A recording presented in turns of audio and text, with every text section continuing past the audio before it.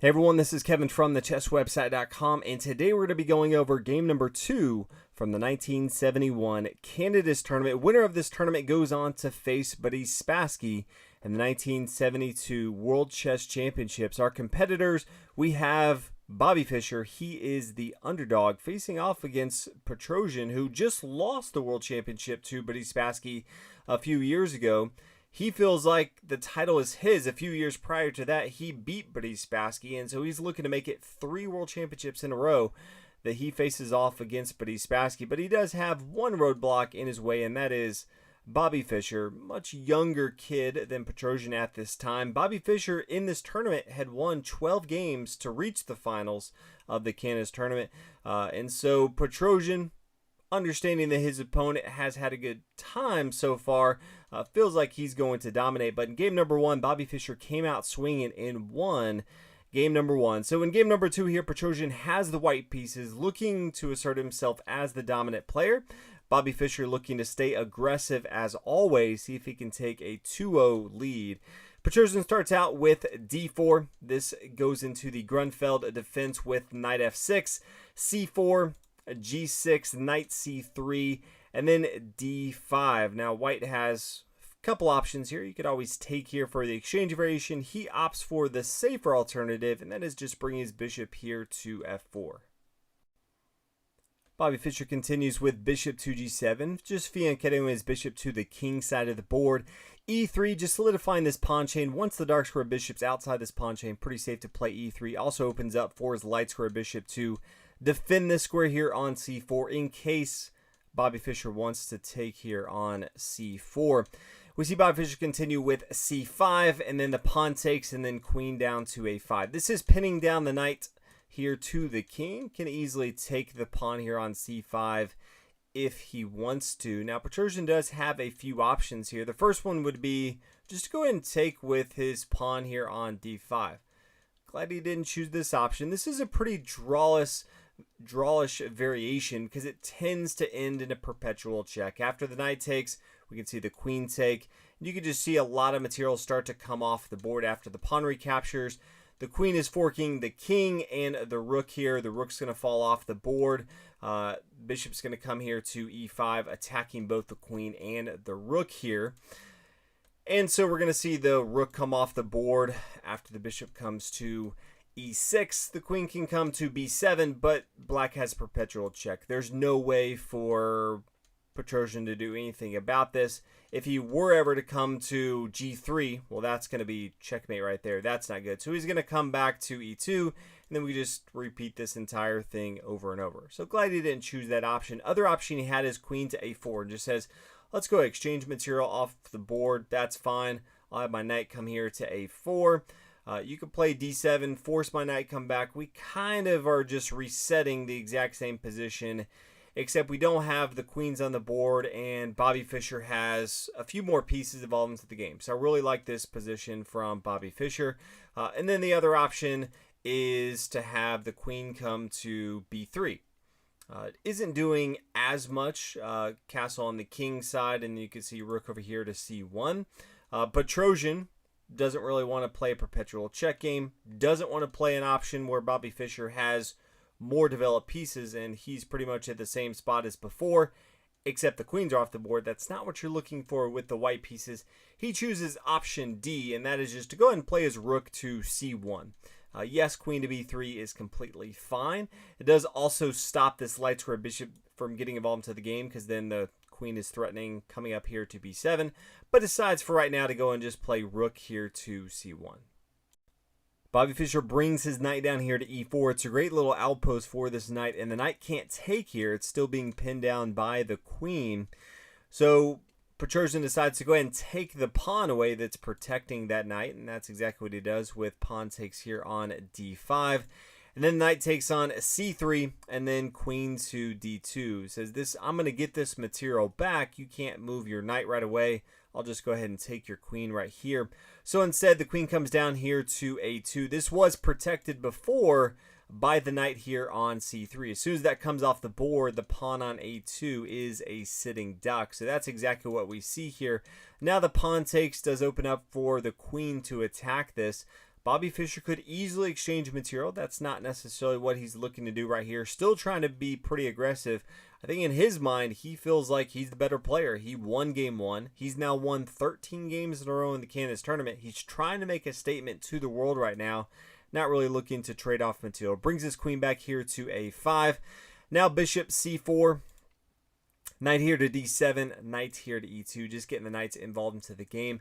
And then knight to e5, and Petrosian has a couple options. He could retreat his bishop back here to a2, or he could just go ahead and take material and just say, yes, I'll give up my bishop pawn or bishop pair here after the bishop captures here. I can start pushing forward with his pawn, and this makes a lot of sense. If the pawn takes here, yes, there's double pawns on the c file, but starting to get up the board, and Bobby Fischer is going to have to spend a lot of time trying to make sure this pawn does not push any further up the board.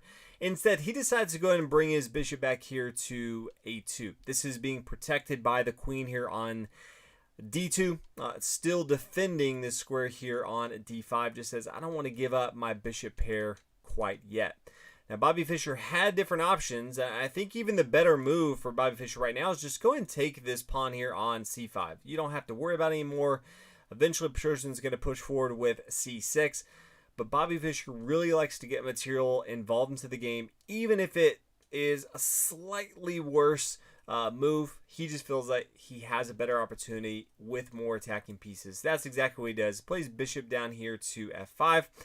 Then we see the bishop take here on e5. Petrosian says, yeah, I'm going to go ahead and give up that bishop pair. There's just too much material that Bobby Fischer has in the center of the board. I have to do something about that. So Bobby Fischer now has a bishop pair. Definitely something you generally don't want to give Bobby Fischer. Knight up here to d4, attacking the bishop. And now we see the queen take here on c5 and says, yeah, if you want to go and take my bishop, that's fine. Bishop comes off the board, and then pawn recaptures here on f5. So we do see black with the bishop or the pawn, the double pawns here on the f file. Petrosian has given up his double pawns here on the c file. From white side, we do have 6 pawns, and then on black side, we do have 6 pawns as well. But you can also see that Petrosian still has a pretty easy way to castle on the king side. Bobby Fischer does not. So not a lot of king safety here. He has to be pretty aware of the vulnerability that his king has.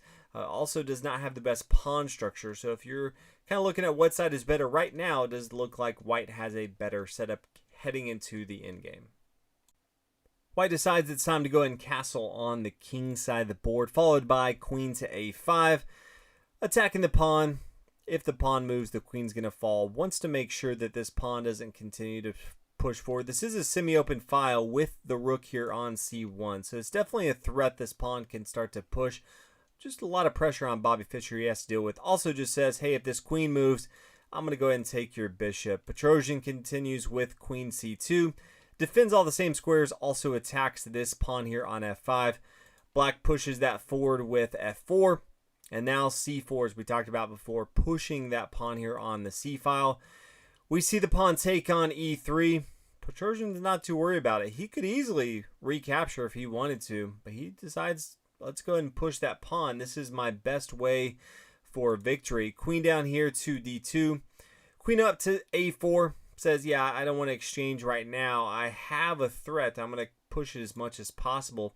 King to f8. We already knew Bobby Fischer was not going to be castling on the king side, so he just decides to go ahead and move his king here to f8. And then rook here to d1, attacking the queen. Queen to e2. And then pawn d6, putting a lot of pressure on black here.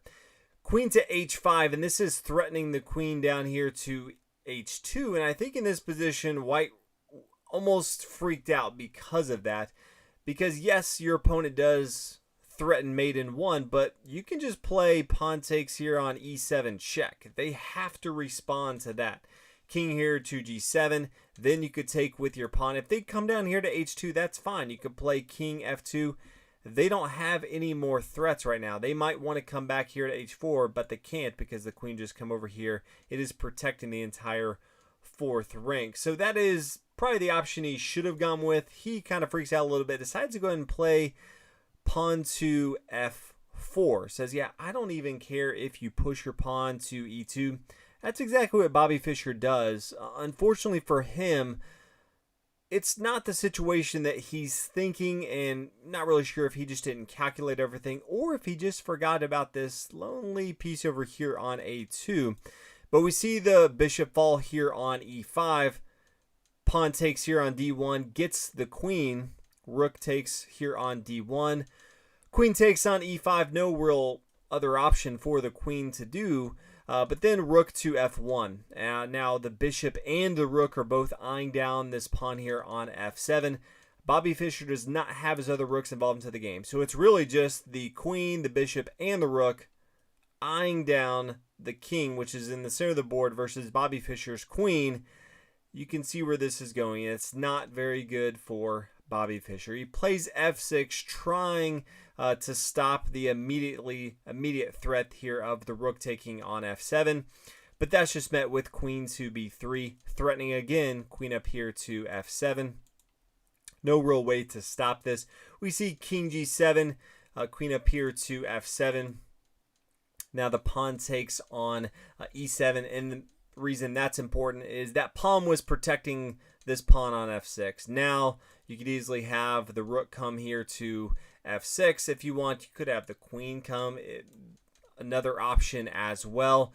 But then we see pawn to f5 says, yeah, I don't want to have you take my pawn and check my king here. Rook takes, queen to d4, checking the king.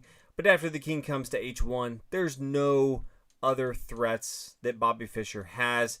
Yes, he could always come down here to something like d1 or a1, but as soon as he does, we see rook down to f1. This is stopping the threat, and it has protection from this queen. So Bobby Fischer ends up losing. Petrosian's got to feel pretty good. Comes back with the white pieces, has established himself as the dominant player that he feels like he is in this tournament. So first two games, holding serve here. Everyone that has white has won.